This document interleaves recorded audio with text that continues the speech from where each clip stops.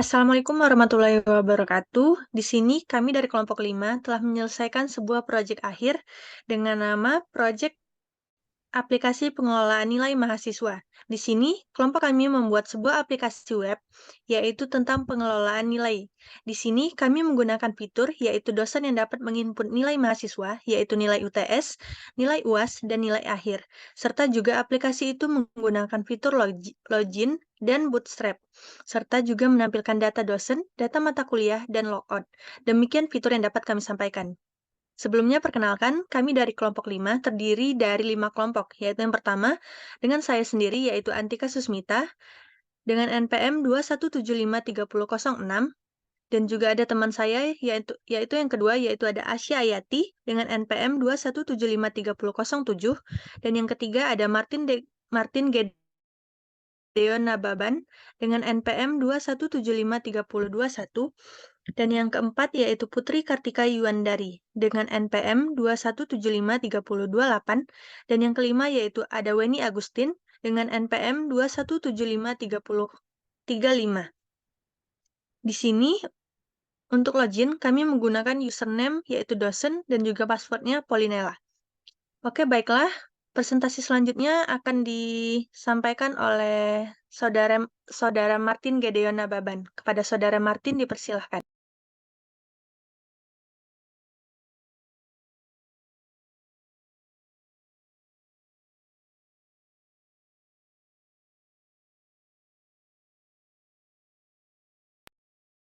Tin, suara Tin.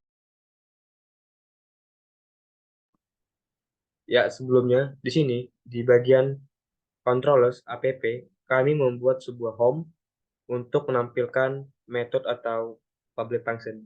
Di sini terdapat public function index untuk menampilkan dashboard UTS. Dan selanjutnya yaitu terdapat public function nilai UAS, nilai indeks UAS untuk menampilkan dashboard UAS. Selanjutnya akan dilanjutkan oleh Antika.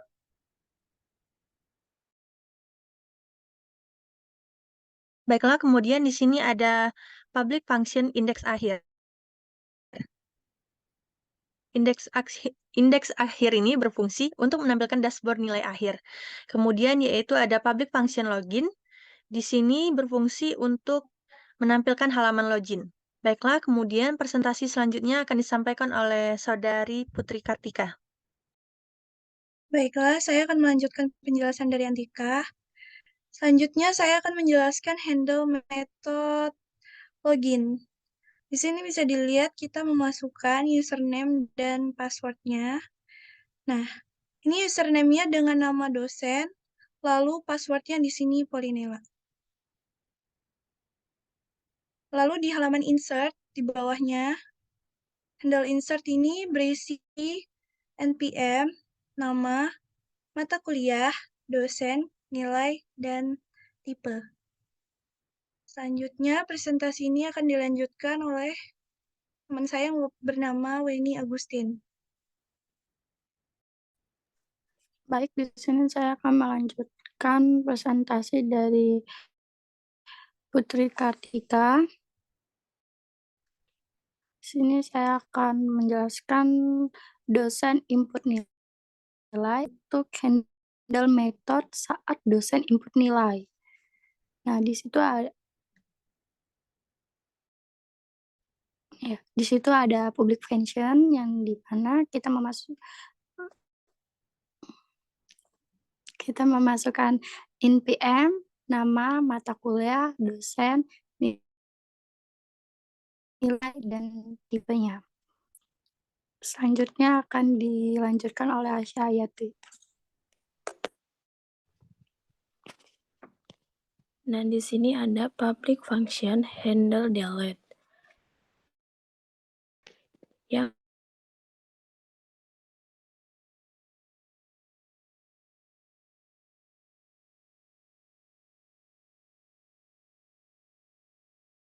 saat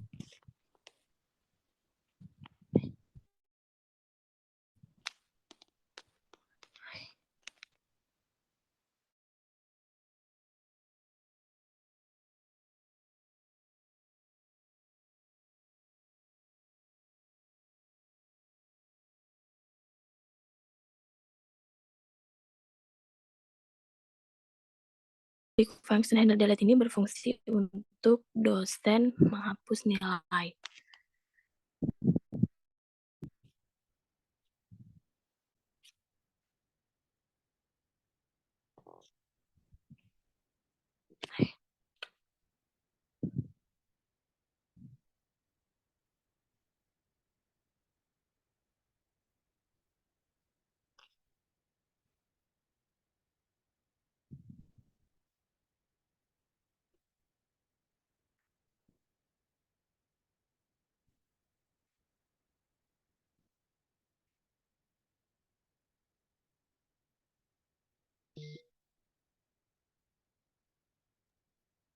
Baiklah, mungkin tadi agak putus-putus sedikit. Di sini saya akan meluruskan. Di sini ada public function handle delete. Untuk login ini berfungsi untuk handle metode saat dosen tidak menghapus nilai. Baiklah, penjelasan selanjutnya akan dijelaskan oleh saudara.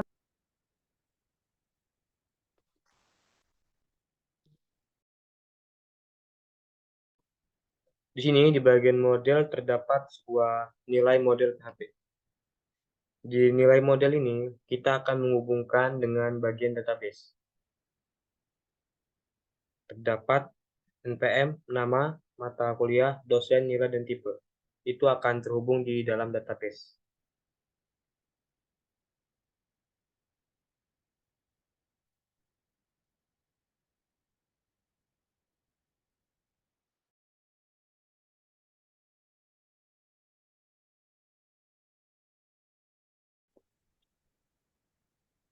Selanjutnya itu di bagian view. Di bagian view, kami membuat 3 folder, yaitu admin, errors, dan template atau layout. Di bagian admin, terdapat login, insert, dashboard UTS, UAS, dan nilai akhir. Di bagian login, kami sudah membuat bagian loginnya di sini. Lalu, di bagian apabila kita jalankan di lokal,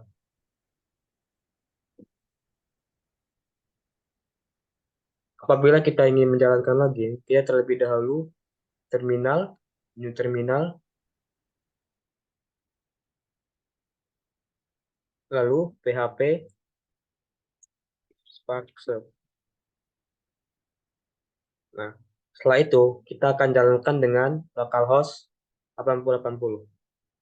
Di sini kita sudah menggunakan localhost 8080 dan menampilkan login. Dan tadi seperti di awal, username-nya adalah dosen dan password-nya adalah Paulinella. Login. Selanjutnya, untuk menjelaskan dashboard UTS akan dijelaskan oleh kawan teman saya.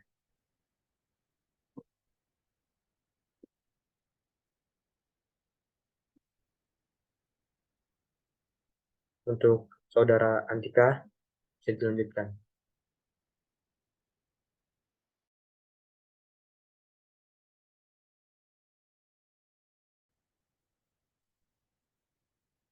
Baiklah, saya akan melanjutkan penjelasannya. Di sini terdapat dashboard UTS.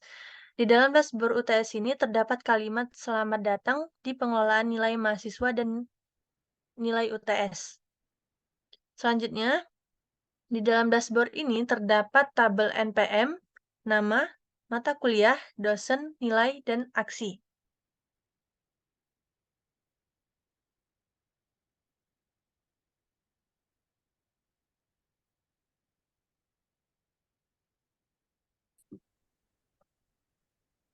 Nah, di dalam dashboard ini, kita akan menginput nilai, ada penginputan nilai yaitu NPM, nama, mata kuliah, dosen, nilai, dan juga nilai.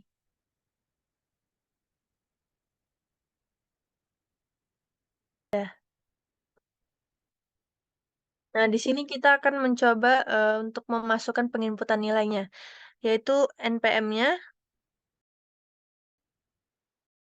Dalam dashboard UTS ini, kita akan menginputkan nilai mahasiswa, yaitu NPM 21 75 40 31 30 31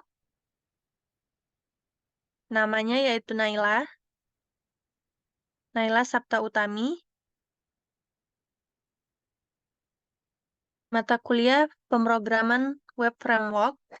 Dosennya yaitu Bapak Dwirgo Sahlina.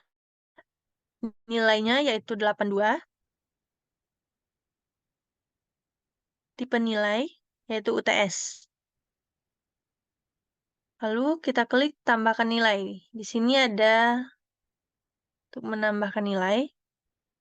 Nah, di sini sudah muncul tampilan dari dashboard UTS-nya. Di sini sudah berhasil diinputkan. Baiklah, penjelasan selanjutnya, Agustin. Kepada Weni dipersilahkan.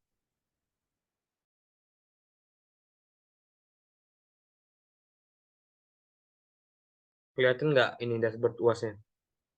Di sini saya akan menjelaskan di nilai UAS, dashboard nilai UAS, di mana di sini kita bisa menginput nilai. Jadi sebelumnya Antika sudah menginputkan nilai, dan di sini ada beberapa mahasiswa yang ada 10 mahasiswa yang sudah menginputkan nilai. Di sini kita bisa ngelihat ya. Di sini kita bisa ngelihat dosennya, nilainya, dan mata kuliah apa saja dan nama-nama mahasiswanya.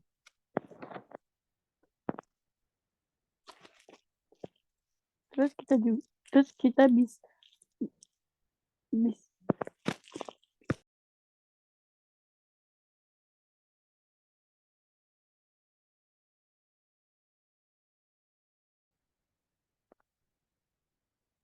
Nah, baiklah, di sini ada aksi yang dimana kita bisa membatalkan nilai. Seperti di sini kayak 8, di mana ada Antika Susmita yang nilainya itu 80, kita bisa batalin.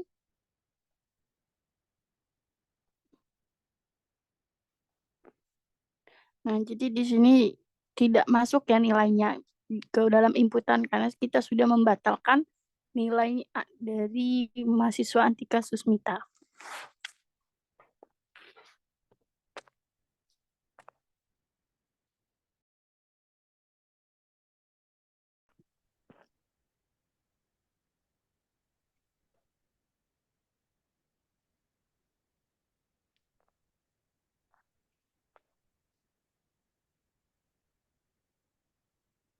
Yang mana, Tin?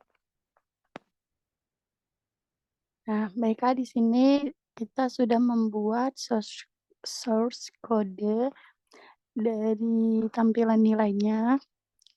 Di sini ada NPM, nama, mata kuliah, dosen, nilai, dan aksi sesuai tampilan yang sebelumnya ya.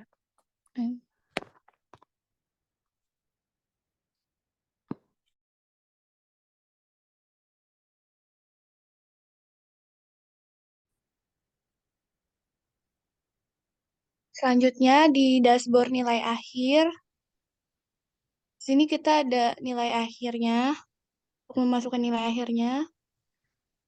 Lalu di sini ada NPM, nama, mata kuliah, dosen, nilai, dan aksi.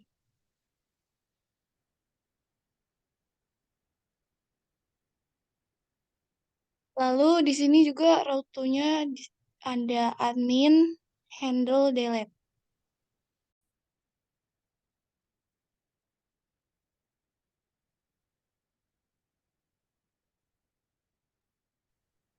Ini di dashboard nilai akhir di sini sudah ada data tabelnya, NPM, nama, mata kuliah, dosen, nilai, dan aksi. Di sini sudah lengkap semuanya.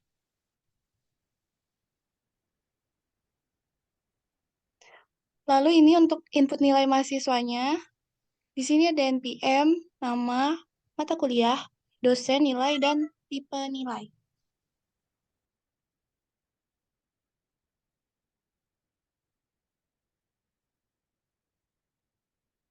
Lalu untuk kembali ke halaman nilainya bisa diklik di bawah ini. .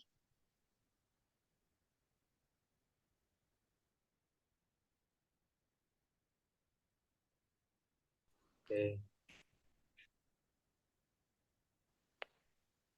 Di sini terdapat insert. Insert itu untuk menginputkan nilai mahasiswa. Dan dari nilai UAS, UTS, dan nilai akhir.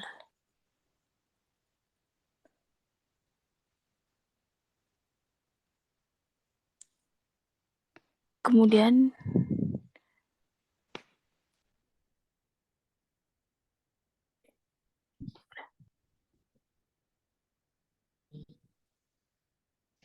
insert ini mainkan tipe nilai UTS, UAS, dan nilai akhir.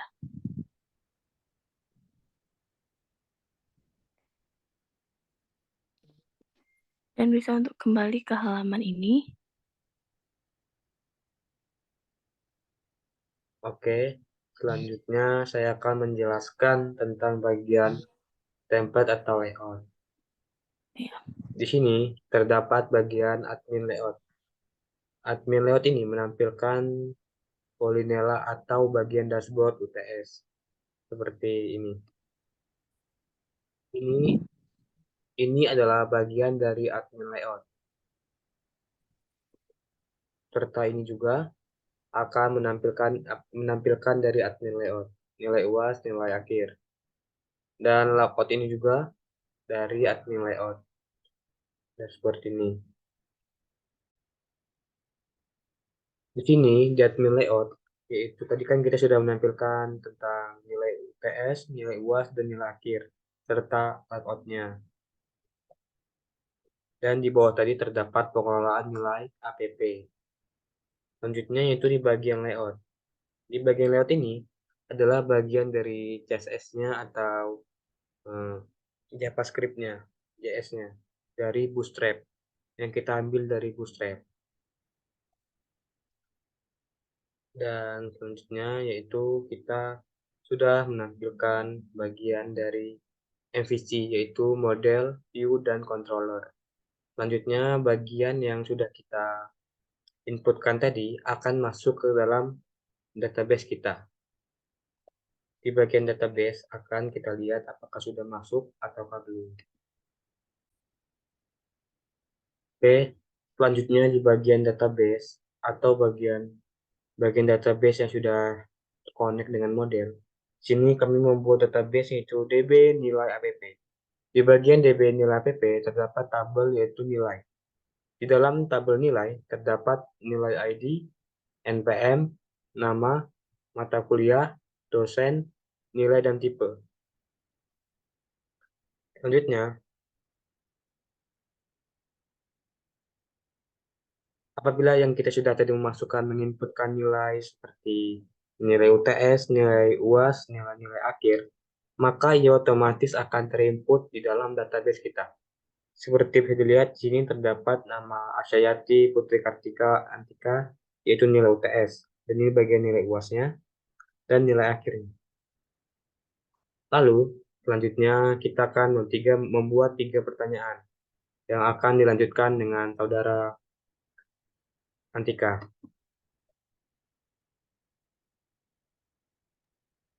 Baiklah, untuk pertanyaan yang pertama, apa itu codector dan apa fiturnya? Di sini, kami menjawab, codector adalah sebuah framework yang dikembangkan pada tahun 2006 oleh Rick Ellis. Codector berfungsi untuk web dan application development yang hadir dalam bentuk platform open source. Framework ini diciptakan untuk para developer yang hendak membangun situs web maupun aplikasi menggunakan bahasa pemrograman PHP.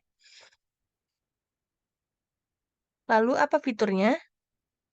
Codector terkenal sebagai framework populer pilihan developer karena kinerja dan fitur-fiturnya yang lengkap dan mampu mempermudah tugas seorang developer. Berikut fitur-fitur tersebut, yaitu yang pertama ada MVC. Fitur ini merupakan fitur favorit yang membuat Codector menjadi framework unggulan para developer. MVC kepanjangannya yaitu Model View Controller.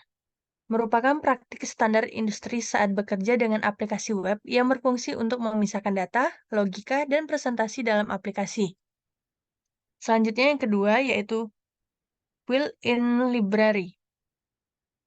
Fitur ini membuat pengguna bisa menemukan berbagai solusi yang seputar coding, hingga buku, tutorial, dan petunjuk penggunaan seputar Codector. Dengan kata lain, para developer yang menggunakan framework Codector memiliki kumpulan dokumentasi yang lengkap mengenai cara kerja sistem aplikasi, ciptaannya, serta info lain seputar development PHP. Selanjutnya yang ketiga yaitu ada search code yang kecil. Search code yang kecil dapat menyederhanakan penerapan dan pembangunan sistem aplikasi. Codector memiliki search code yang hanya mendekati 2 MB, sehingga memudahkan pengguna untuk menguasai Codector dan sistem kerjanya. Lanjut. Kemudian yang kedua, Ganti yang lain. pertanyaannya akan dijelaskan oleh saudari Putri Kartika. Kepada Putri dipersilahkan. Selanjutnya ada MVC di Codeigniter, yaitu MVC adalah singkatan dari Model View Controller. MVC merupakan sebuah pola desain arsitektur yang umum digunakan dalam pengembangan aplikasi. Nah, ini ada 3, yaitu model, view, dan controller. Yang pertama model. Model adalah kode yang bertugas untuk membuat pemodelan data. Kadang juga dipakai untuk pemodelan bisnis. Model bisa mengakses data dari database dan juga sumber lainnya. 2. View. View adalah kode yang bertugas untuk membuat tampilan aplikasi. Dan yang terakhir adalah controller. Controller itu tugasnya memegang semua logika aplikasi, berfungsi sebagai perantara antara model dan view dan sumber daya lain yang diperlukan untuk memproses permintaan. Selanjutnya akan dilanjutkan oleh teman saya yang bernama Weni Agustin. Baiklah, di sini saya akan menjawab pertanyaan nomor 3 yang dimana apakah aplikasi web yang kami buat sudah berjalan dengan baik?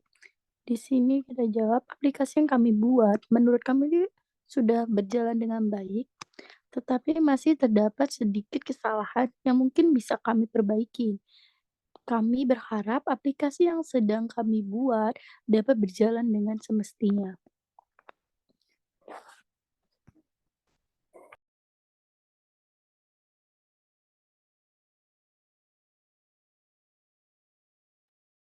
Baiklah, sekian presentasi dari kelompok.